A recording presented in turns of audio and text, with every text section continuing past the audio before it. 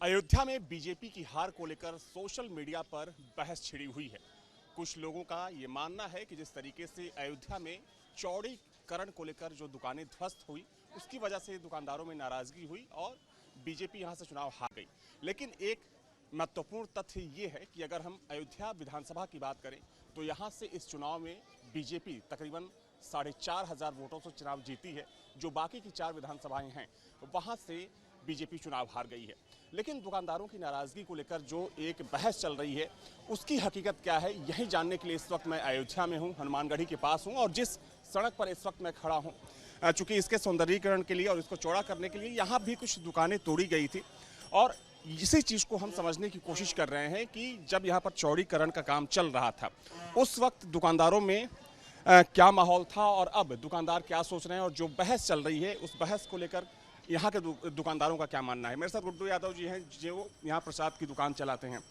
आपसे हम लोगों की बातचीत पहले भी हुई थी। इस वक्त जो एक बहस चल रही है कि बीजेपी जो हारी है अयोध्या में, उसके पीछे दुकानदारों की नाराज़गी सबसे बड़ी वजह है। क्या आपको भी लगता है? नहीं, दुकानदारों की नाराज़गी नहीं है। ये तो एक र्यूमर उड़ाया जा रहा है और सोशल मीडिया पर अयोध्या को लेकर के अनेक प्रकार की बातें की जा रही हैं, जो कि ऐसा है नहीं। हाँ, लेकिन मैं इतना ज़रूर कहूँगा कि कुछ ना कुछ तो नाराज़गी का मामला है, क्योंकि हम यहाँ से 45,000 40,000 वोट से लीड करते थे, जो हम उसको 4,000 में ही ला पाए। तो कार्यकर्ताओं का ना निकलना, लोगों में एक आपसी सौहार्द ना बनाना कार्यकर्ताओं का, ये सबसे बड़ा कारण एक ये भी रहा चुनाव में। गुड्डू जी, यहाँ का जो पूरा स्ट्रक्चर है, चूँकि हनुमानगढ़ी का इलाका है, जो यहाँ पर दुकानें हैं, मैं समझना चाहूँगा और चूँकि आपके ज़रिए देश की जनता ये जानने की भी कोशिश कर रही है कि ये जो दुकानें हैं किराए पर आप लोग इन दुकानों को चलाते हैं या खुद की ज़मीन है आप लोग? ये हम लोगों की दुकान किराए की है। यहाँ के मालिक श्री हनुमान जी महाराज हैं, हम लोग उनके किराएदार हैं। जीविकोपार्जन के लिए इसे हमें दिया गया है, हम चलाते हैं और वहाँ से हम लोग संतुष्ट हैं। वहाँ से हमको एक पैसे की कोई तकलीफ़ नहीं है और ना हमसे कोई कुछ कहता। वहाँ का व्यक्ति जो पुराना किराया निर्धारित है वही आज भी हम लोग दे रहे हैं।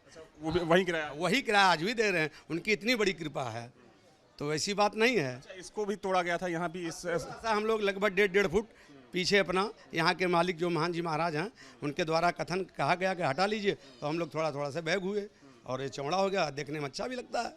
आपसे एक सवाल मैं ये जानना चाहूँगा कि अभी सोशल मीडिया पर ये बहस चल रही है कि तमाम ऐसे दुकानदार हैं जिनकी दुकानें तोड़ी गई, उनको दुकानें दोबारा से नहीं मिली और उनको मुआवजा भी नहीं मिला।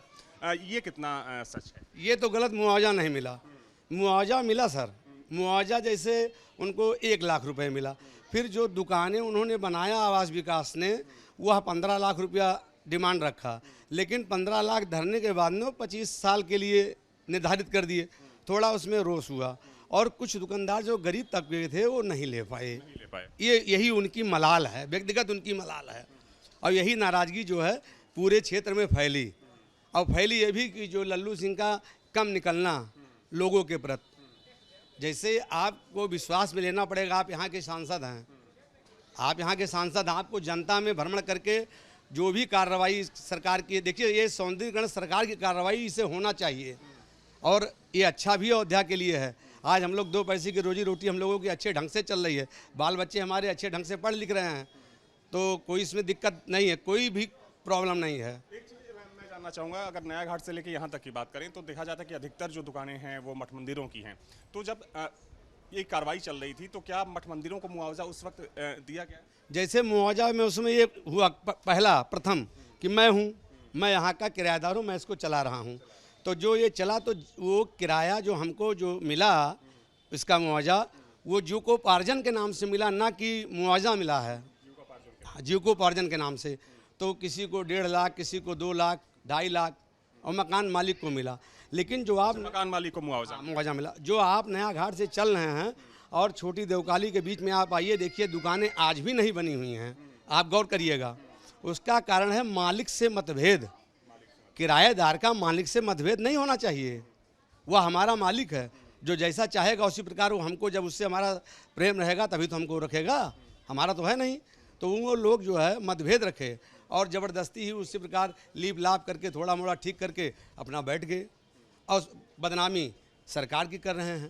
एक आखिरी सवाल आपसे ये है कि जैसा कि आपने कहा कि ये सारी चीज़ें हुई, कुछ लोगों का ये कहना है कि इसको लेकर अफवाह भी उड़ाया गया कि आपकी दुकान छीन ली जाएगी, घर छीन लिया जाएगा, तो क्या ये प्रोपेगेंडा भी देखने को मिला? ये अभी भी चल रहा है, उठाया नहीं गया। अभी भी लोग कहते हैं कि इस बार सरकार आने के बाद में जो गया उससे ज़्यादा जाएगा, ये होगा वो।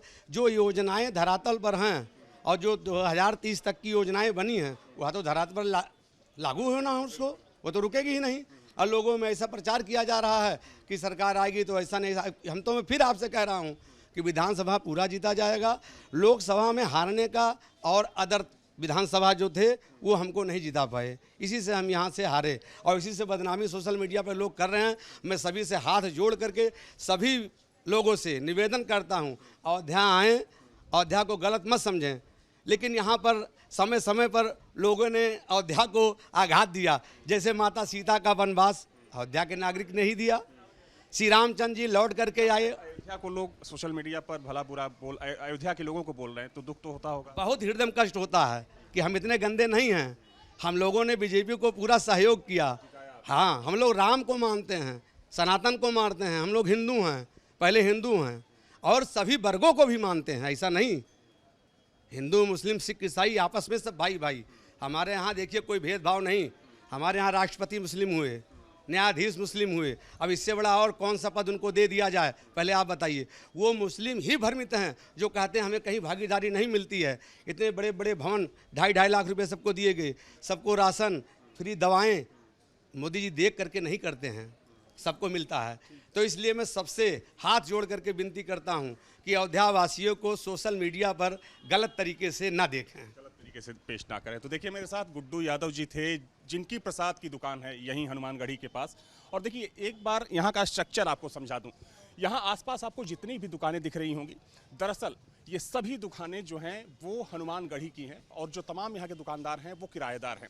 यहाँ पर भी चौड़ीकरण हुआ। हालांकि कुछ ऐसे दुकानदार थे जिनको दुकानें नहीं मिल पाई, उनको जीविकापार्जन के लिए सरकार ने पैसा दिया। लेकिन गुड्डू यादव जी जिनसे मेरी बातचीत हुई, इनका ये भी कहना है कि कहीं ना कहीं इस चीज़ को लेकर अयोध्या में अफवाह उड़ाई जा रही है, लोगों को डराने की कोशिश की जा रही है और अगर विकास होगा तो कहीं ना कहीं ऐसी चीज़ भी देखने को मिलेगी। वीडियो जर्नलिस्ट सुबिखान के साथ अविनाश सिंह, न्यूज़ नेशन, अयोध्या।